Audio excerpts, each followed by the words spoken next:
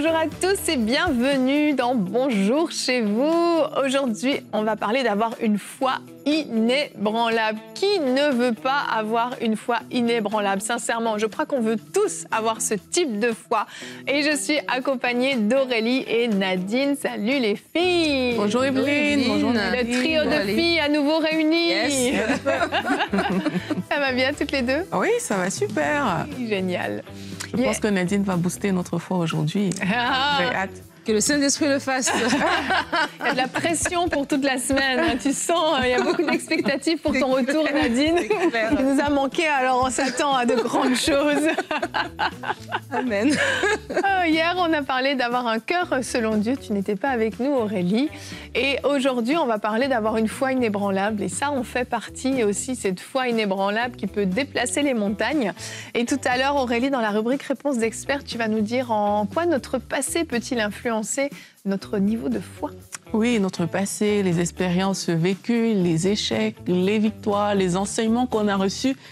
Qu'est-ce que ça fait dans notre vie et jusqu'où ça peut nous influencer? On va voir ça tout à l'heure. Merveilleux! Allez, on commence tout de suite cette émission sur avoir une foi inébranlable avec notre pensée du jour.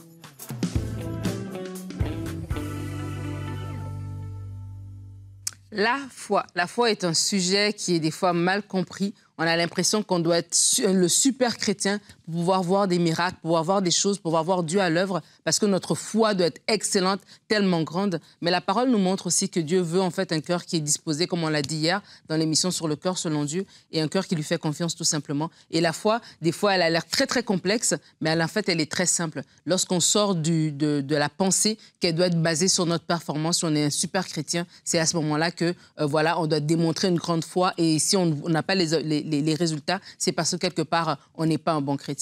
Mais vraiment, je veux nous encourager aujourd'hui à ramener notre foi basée sur la parole de Dieu. C'est Dieu qui fait. Il a tout simplement besoin que nous, de notre côté, nous puissions croire. Et un des éléments, on parle de la foi aujourd'hui, d'une foi qui est inébranlable, donc qui résiste devant l'adversité, devant des fois la réalité comme ça qui vient s'opposer à ce que notre foi nous demande de se manifester. J'aime beaucoup l'histoire de Marthe. Marthe est la sœur de Marie et de leur frère Lazare. Et la parole nous dit que dans Jean 11, lorsque Jésus va venir pour guérir, pour ressusciter Lazare, parce que Jésus savait que Lazare était déjà mort. Ils ont une conversation, Marthe et lui, et ils vont parler. Et Marthe va dire, oui, je crois qu'il va ressusciter au dernier jour, etc. Et Jésus va lui dire, non, je suis la résurrection et la vie. Et Marthe va dire à ce moment-là, oui, je crois. Mais après, alors qu'on avance dans le texte, Jean 11, versets 39 à 40, Jésus dit, ôtez la pierre. Ils sont maintenant devant le tombeau, devant le sépulcre de Lazare, et Jésus dit d'ôter la pierre. Et Marthe, la sœur du mort, lui dit, Seigneur, il sent déjà, car il y a 4 jours qu'il est là. Jésus lui dit, ne t'ai-je pas dit que si tu crois, tu verras la gloire de Dieu. Et la réaction de Marthe là-dedans, c'est un peu la réaction de vous et moi. Des fois, on est là dans un temps de prière, on reçoit, on a lu la parole, on a vu les miracles, on a vu ce que Dieu a fait. OK, le Jésus est le même hier, aujourd'hui, éternellement, il n'a pas changé. Ce qu'il a fait, il va le faire aussi aujourd'hui. Mais maintenant, quand on arrive devant la situation, la réalité que nous voyons devant nous vient maintenant s'opposer à la foi que nous avons manifestée au début, vient s'opposer à la vérité de la parole de Dieu. Mais de la même manière que Jésus a dit à Marthe, ne t'ai-je pas dit? Rappelle-toi de ce que je t'ai dit, pour que Marthe, en fait, puisse enlever ses yeux de la réalité de son frère, que ça fait 4 jours qu'il est mort, à la vérité de ce que Dieu a dit, de la même manière pour vous et moi aussi, de marcher de cette façon-là. Les raisonnements, la réalité voudra toujours s'opposer à notre foi, mais il faut croire la vérité de la parole de Dieu. La Bible nous dit que lorsque Jairus, le chef de la synagogue, va être avec Jésus, Jésus va lui dire, sans tenir compte des paroles, des gens qui sont venus dire, voilà, n'importe plus le maître, ta fille est morte, ne crains pas, crois seulement. Crois seulement. Pas prie seulement, pas jeûne seulement. Crois seulement. Et j'aimerais t'inviter aujourd'hui à croire simplement. Seigneur, je ne sais pas comment tu vas le faire. Seigneur, je ne sais pas par où ça va arriver, mais tu m'as parlé et j'ai la certitude que ce que tu m'as dit va se réaliser. Alors, je crois tout simplement. Simplement, je crois. Je regarde à toi et je crois. Je me rappelle ta parole et je crois. Je prends du temps dans la louange. Je déclare dans la prière, je crois. Tu dois te le dire jusqu'à ce que vraiment cette réalité que ce que Jésus a dit est plus grand que ce que tu vois devant toi s'impose à toi. Et à ce moment-là, tu refuses les doutes, tu refuses la peur et tu te mets à croire. Et de façon simple, vraiment de façon simple, en enlevant le poids de ta force à toi, mais en déposant tout simplement tes regards sur Dieu, en disant, Seigneur, si tu l'as dit, tu vas le faire. Alors simplement, je ne sais pas comment tu vas le faire, je ne sais pas par où tu vas passer, mais je veux tout simplement croire et le Seigneur fera le reste. Amen. Je crois que ce que tu dis est tellement important, de ne pas essayer de comprendre, en fait, ne pas essayer d'expliquer comment Dieu va le faire. Et moi, je suis quelqu'un qui aime beaucoup comprendre les choses. C'est très important de comment ça fonctionne, mais pourquoi est-ce qu'il faut faire les choses de cette façon-là? Quelle est la logique derrière? J'ai besoin de comprendre. Et dans le domaine de la foi, ça ne peut pas s'appliquer. Tu n'es pas censé comprendre ce qui va se passer derrière, en fait.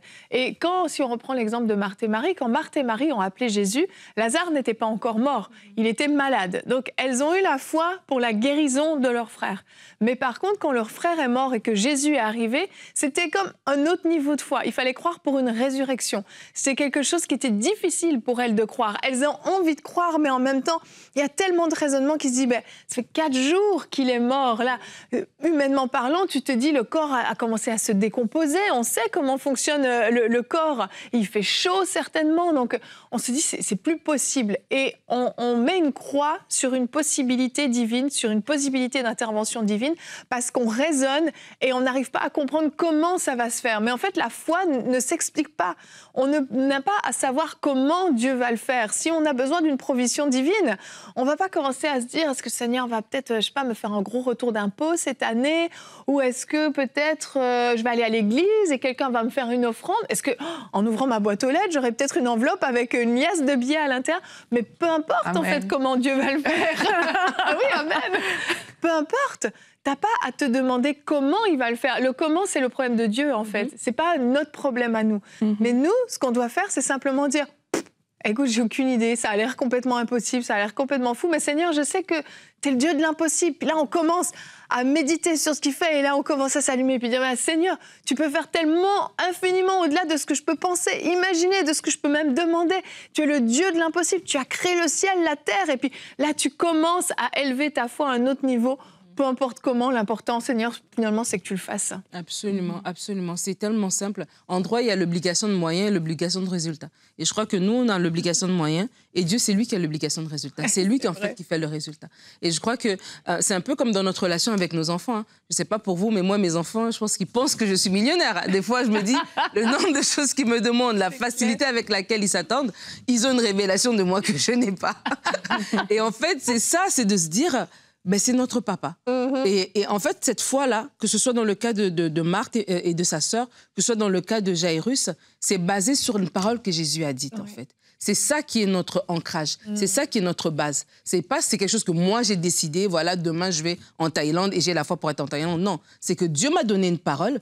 Je sais que Dieu m'a parlé. J'ai vu dans la parole ce qu'il dit. Le Saint-Esprit a confirmé, a fait descendre cette parole dans mon cœur. Et donc, c'est ça qui devient ma base. Et je regarde à cette parole-là. Je regarde à ce que mon Père dit. Et des fois, quand on a du mal de se rappeler, de juste revenir à cette dynamique de parents-enfants, de la même manière que nos enfants, ils nous demandent des choses, ils ne savent pas comment on va le faire, ils ne savent rien, ils ont juste demandé « Maman, est-ce que je peux avoir ça? Papa, est-ce que je peux avoir ça ?» Et quand on leur dit qu'on va faire, ils savent qu'on va le faire. Oui. Ils ne reviennent plus demain en disant « Et mon vélo, est-ce que tu as déjà commencé à regarder? Est-ce que tu as déjà commencé à faire? Est-ce qu'il y a assez d'argent sur le compte pour mon vélo? » Non. Ils savent juste que papa a dit qu'il va me donner un vélo. C'est fini. Ils en parlent même déjà à leurs amis. « Regarde-moi, bientôt j'aurai mon vélo, etc. » Et donc, c'est un enseignement pour nous aussi. Que des fois, lorsque justement... Parce que l'ennemi voudra venir attaquer notre foi en nous rappelant tout ce qui ne va pas. En nous rappelant que, regarde là, ça fait 3 ans que tu attends, ça fait 6 mois que tu attends. Mais des fois aussi, prenons aussi l'exemple des enfants, que les enfants, lorsque leurs parents leur promettent quelque chose, ils se mettent déjà à parler, à agir, comme s'ils ont déjà la chose, ils commencent déjà à s'imaginer comment ils vont aller faire leur vélo, etc. De la même manière, nous aussi, quand on reçoit une parole, commençons déjà à dire... Ah voilà, Dieu m'a dit ça et je m'imagine déjà. Commençons déjà à avoir ce scénario-là au lieu de rester stagnant et commencer maintenant à avoir des scénarios de ça va pas marcher.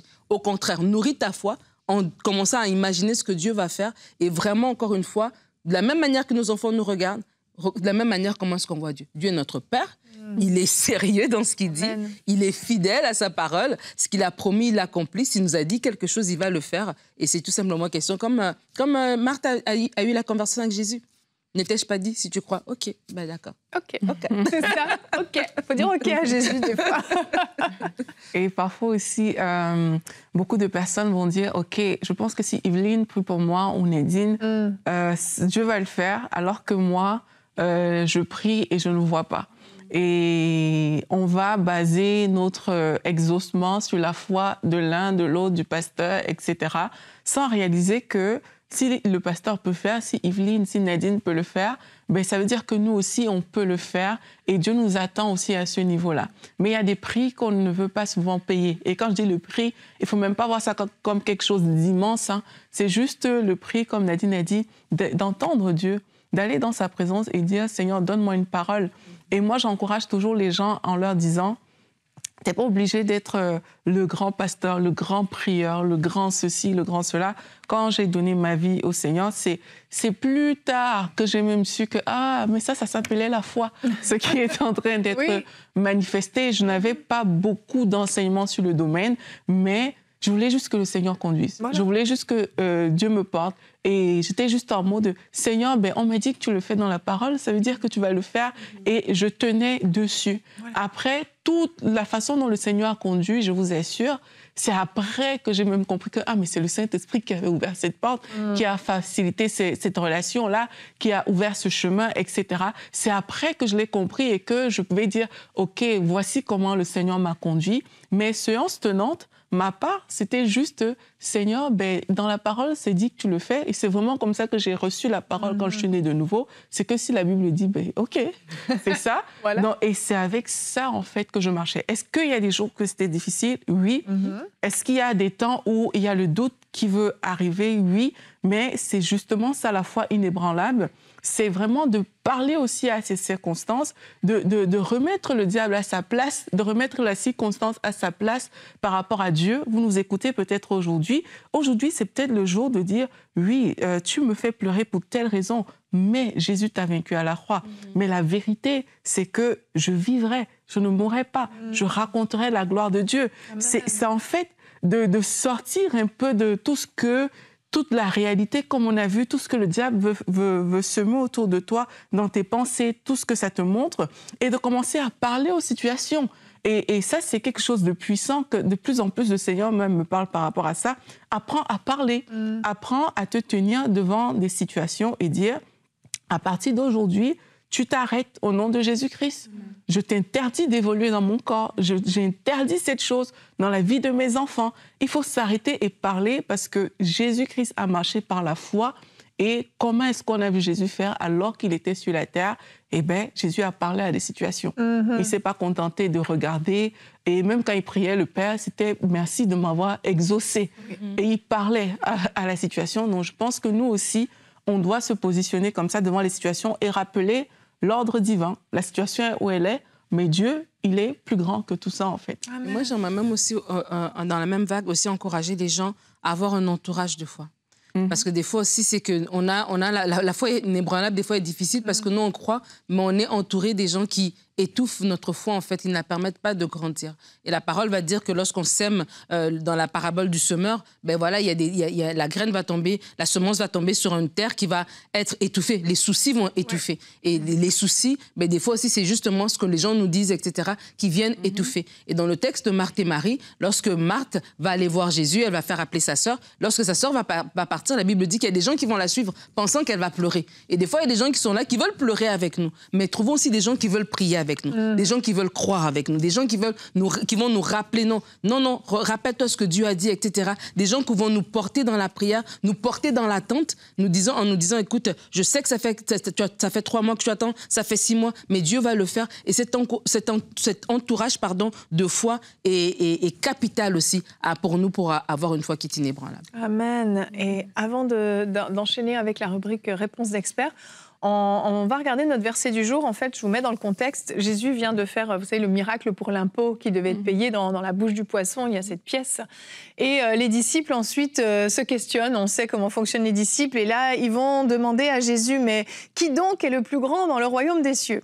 Et Jésus va leur dire quelque chose d'essentiel pour le royaume. Alors Jésus appela un petit enfant, le plaça au milieu d'eux et dit: Vraiment, je vous l'assure, si vous ne changez pas d'attitude et ne devenez pas comme des petits-enfants, vous n'entrerez pas dans le royaume des cieux. » Et le verset 4, donc de Matthieu 18, qui est notre verset du jour, « C'est pourquoi le plus grand dans le royaume des cieux est celui qui s'abaisse lui-même comme cet enfant. » C'est un principe biblique que le Seigneur met en place sur les disciples en leur disant: c'est cette foi d'enfant, ce cœur d'enfant que vous devez avoir, à la fois dans son humilité, comme on en parlait hier, mais aussi dans sa capacité, comme tu le disais Nadine, à croire sans se poser de questions, sans limite, à simplement croire et faire confiance à Dieu. Et c'est un principe vraiment biblique que Jésus a voulu enseigner à ses disciples. On va continuer avec notre rubrique Réponse d'experts. On va voir, est-ce que notre passé influence-t-il notre niveau de foi ?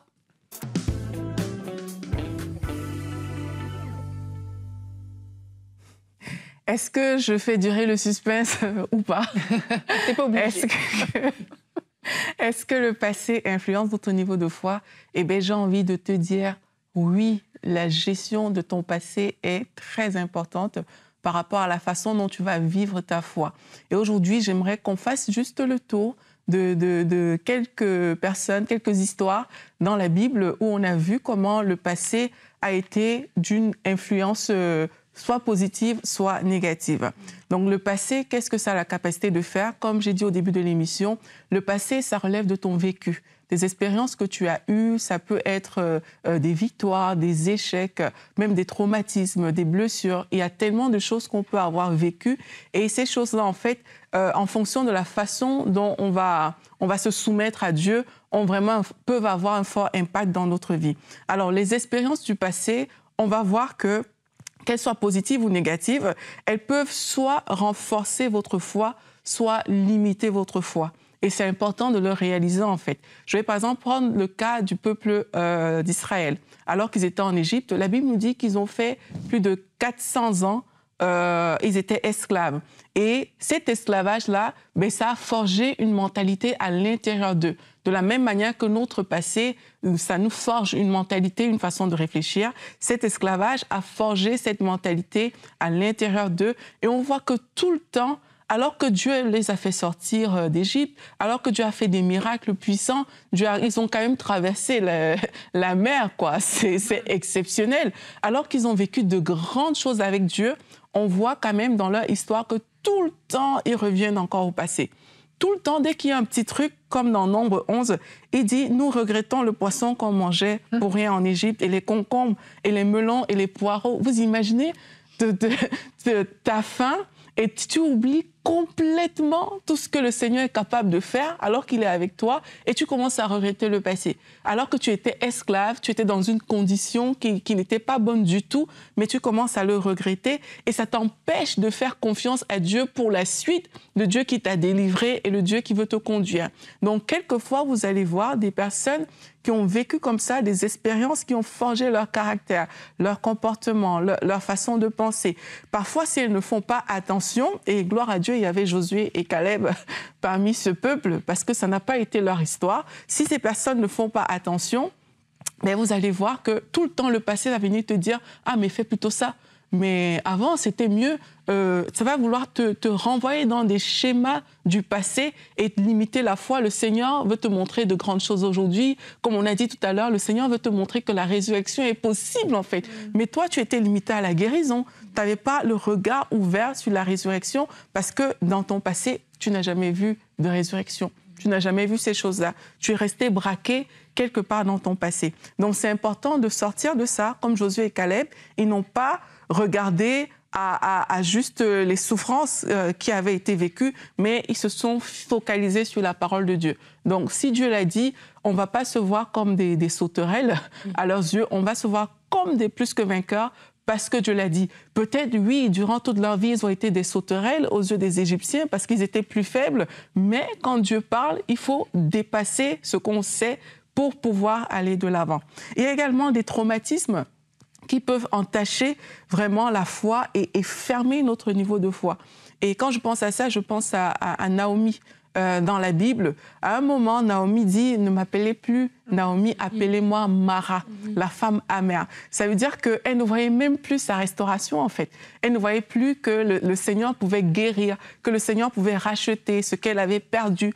Et quelquefois, il y a des personnes qui ont vécu des traumatismes et ça a fermé complètement leurs yeux et ils ne voient plus qu'en fait, Dieu peut me restaurer, ma vie peut encore être belle, en fait. Je peux vivre encore heureuse. Il y a de belles choses que le Seigneur peut encore faire dans ma vie, tout simplement parce qu'elles ont vécu des choses difficiles. Et parfois, c'est des mauvaises expériences. Je parle à toutes les personnes qui ont eu des mauvaises expériences, par exemple avec des pasteurs, des prêtres, des personnes comme ça qui sont venues qui étaient censées peut-être vous protéger, même des parents, je ne sais pas, mais qui ont entaché quelque chose et ces personnes se ferment. Dieu était où pendant ce temps-là? Et parce qu'on a vécu ça dans le passé, ça bloque complètement notre cœur. Mais aujourd'hui, j'ai envie de te dire que de la même manière que Naomi n'a pas été une Mara, une personne amère, ben, le Seigneur, il peut dépasser tes traumatismes. Une fois de plus, si tu acceptes d'ouvrir ton cœur et de laisser le Seigneur guérir ce passé, te restaurer et d'accepter de vivre comme la parole de Dieu le déclare.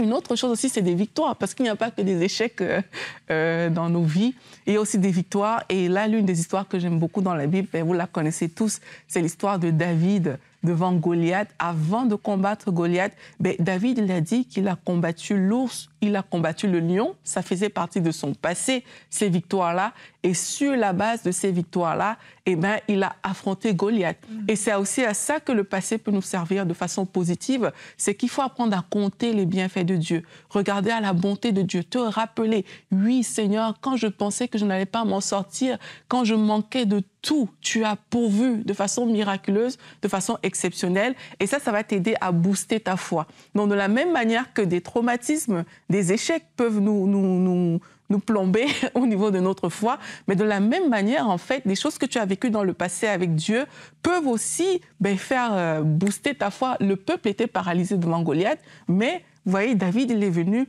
et puis il est allé à la bataille. Donc, chaque fois que tu te sens comme peut-être prise par des situations, rappelle-toi, qu'est-ce que Dieu a déjà fait avec toi? Et aujourd'hui aussi, commence à faire confiance à Dieu, développe ta foi pour que demain, la manière dont tu auras développé ta foi aujourd'hui, tu auras vécu de belles choses. Demain, ce sera des trophées, des récompenses, des choses sur lesquelles tu pourras t'appuyer aussi pour continuer à grandir et à avancer au niveau de ta foi. Bon, je vais revenir un peu sur un petit échec parce que j'aimerais parler de ça aussi. J'aimerais parler de Pierre parce que c'est quand même important. Pierre a failli passer à côté de son appel. Pourquoi? Parce qu'il y avait eu une situation qui s'est passée dans le passé. Donc, il a renié Jésus. Et là, parce qu'il a renié Jésus, en fait, il a failli passer à côté de tout son appel. Et parfois, il y a beaucoup de personnes qui, parce qu'elles ont commis une erreur, parce qu'elles ont fait des choses dans le passé qui n'étaient pas des bonnes choses, elles ferment la porte. C'est elles qui ferment la porte. C'est même pas... Elles pensent que c'est Dieu qui a fermé la porte, mais c'est cette erreur du passé qui s'impose à ces personnes-là et qui ferme cette porte-là. Et ça a été le cas pour Pierre, mais on voit que Jésus, il est revenu vers Pierre. Pierre, m'aimes-tu? Il lui a demandé 3 fois, il a dit, paie mes brebis. En fait, rejoins ton appel, fais ce que je t'avais demandé de faire. Et aujourd'hui, peut-être que vous avez commis des erreurs, pardonnez-vous et sachez que Jésus-Christ aussi vous pardonne. Et ne laissez pas cette erreur devenir une source de frustration, une source de limite par rapport à ce que le Seigneur veut faire. Vous êtes peut-être quelqu'un, même dans le ministère, et vous avez peut-être commis des choses qui n'étaient pas bonnes. Reconnaissez ces choses devant Dieu, devant les hommes, demandez pardon, mais ce n'est pas pour autant que le Seigneur vous disqualifie. Ne laissez pas ces fautes du passé devenir des obstacles pour votre présent, mais acceptez d'avancer avec Dieu. Donc là, j'ai parlé un peu des expériences, du vécu, des échecs, des victoires, mais il y a également des enseignements. Et ça, c'est important de le réaliser. C'est important de comprendre que les choses qu'on reçoit, quand on dit les enseignements, ça peut être des paroles des paroles des parents, des paroles des frères, des sœurs, des enseignements d'aînés, de pasteur, de leader, etc. Les enseignements qu'on reçoit sont super importants et vont également influencer notre foi. Soit ça va la former, soit ça va la déformer. Et ça, on en a vu dans plusieurs cas, en fait. Dans Proverbe 22, verset 6, c'est un verset qu'on connaît très bien. La Bible nous dit « Instruis l'enfant selon la voie qu'il doit suivre, et quand il sera vieux, il ne s'en détournera pas. » Ça veut dire quoi? Ça veut dire qu'une bonne instruction qui est donnée dès la jeunesse a la capacité de garder l'enfant sur le droit chemin jusqu'à sa vieillesse, et vice-versa. La mauvaise instruction aussi aura ce potentiel-là de dérouter la foi de l'enfant. Et quand on dit enfant, jeunesse, vieillesse, vous voyez qu'il y a une histoire de passé. Hein. Quand on est vieux, on a eu un passé de jeune. Donc, ça veut dire quoi? Ça veut tout simplement dire que tout ce qu'on va déjà mettre dans le cœur d'un enfant alors qu'il est tout petit, ben, ça va influencer sa marche avec Dieu. Ça va soit former, soit déformer. Et Paul a dit cela à Timothée, il a dit « Je garde le souvenir de la foi sincère qui est en toi, mais qui habitait d'abord dans ton aïeul Loïs et dans ta mère Eunice. » Ça veut dire que depuis son enfance, Timothée, il a grandi avec des modèles de foi, des enseignements qui font qu'aujourd'hui, ben, il est ce Timothée qui manifeste cette foi comme on peut voir dans la parole. Et d'un autre côté, Jésus a dit aux pharisiens que vous annulez la parole de Dieu au profit de votre tradition. Ça veut dire quoi? Ça veut dire aussi que les traditions, sont les choses qu'on a accumulées dans notre passé, des vérités qu'on ne sait pas d'où elles viennent, d'où elles sortent, mais on admet que c'est des vérités. Elles ont aussi le potentiel de déformer notre foi. Et ce qu'on appelle tradition, ce sont des enseignements. Ce sont des enseignements qui se sont transmis, en fait, parfois des parents aux enfants, de culture à d'autres cultures. Et ça a le potentiel également de te détourner. Donc, lorsque tu réalises ce qu'on est en train de dire aujourd'hui, la question à se poser, c'est qu'est-ce qu'il y a à l'intérieur de moi? Quel est l'enseignement que j'ai reçu? Est-ce que cet enseignement est conforme à la parole de Dieu? Ou alors est-ce que je fais des choses juste par habitude, juste parce que mes parents faisaient comme ça, ma grand-mère faisait comme ça, donc aujourd'hui, moi aussi, je fais comme ça. Il faut apprendre à se questionner sur les réalités qui nous entourent. Est-ce que c'est vraiment biblique? Est-ce que si je vais dans ce sens-là, ça va vraiment édifier? Est-ce que ça va me bâtir? Ou alors, est-ce que c'est en train de nuire à ma foi? Vous n'êtes peut-être pas responsable de votre passé, des choses qui sont arrivées, mais vous êtes responsable de comment vous allez choisir de mener votre vie aujourd'hui, de la façon dont vous allez bâtir votre foi aujourd'hui. Et c'est important pour y arriver de se soumettre à la parole de Dieu. C'est ce que je veux dire en conclusion, c'est que si tu ne soumets pas tes expériences passées à la parole de Dieu, il y a de fortes chances qu'elle limite ta foi. Et même les victoires. Parfois, on s'assoit sur nos victoires et on reste là, on ne va plus de l'avant, mais il faut soumettre tout notre passé à Dieu et vraiment déposer ce passé sur l'autel et dire à Dieu, Seigneur, ça c'est mon passé, pardonne-moi les choses qui doivent être pardonnés. Je veux avancer avec toi dans ma foi aujourd'hui et vraiment passer du temps dans la parole de Dieu pour être renouvelé dans notre intelligence et pour pouvoir manifester cette foi. Amen. Merci Aurélie. Eh bien oui, quand on est conscient de l'influence de notre passé sur notre niveau de foi, on y fait davantage attention, on choisit sur quoi on médite et on s'interroge sur les mentalités qu'on a pu laisser se développer en nous. Mais rien n'est irréversible, c'est ça qui est merveilleux, c'est que on peut changer, notre passé non, mais on peut déprogrammer. Exact. Des choses nouvelles. Tellement bien dit. Bravo, bravo. Je n'ajouterai rien de plus. Parfait. Demain, on se retrouve, on va continuer notre belle semaine ensemble. Alors demain, on va parler de la famille. Attention, ta famille est attaquée. Alors peut-être que c'est votre cas en ce moment et vous dites, mais comment elle le sait? Eh bien oui, c'est possible. Mais peut-être que certains, c'est plutôt paisible en ce moment. Eh bien, il est important de se préparer parce qu'on le sait, le diable rôde et il cherche qu'il pourra attaquer, qu'il pourra dévorer. On va faire une rubrique famille avec toi, Nadine. Une famille épanouie, c'est une famille qui prie. Oh, j'ai hâte de t'entendre dans cette rubrique. Allez, on se retrouve demain. Merci d'avoir été avec nous et bonjour chez vous.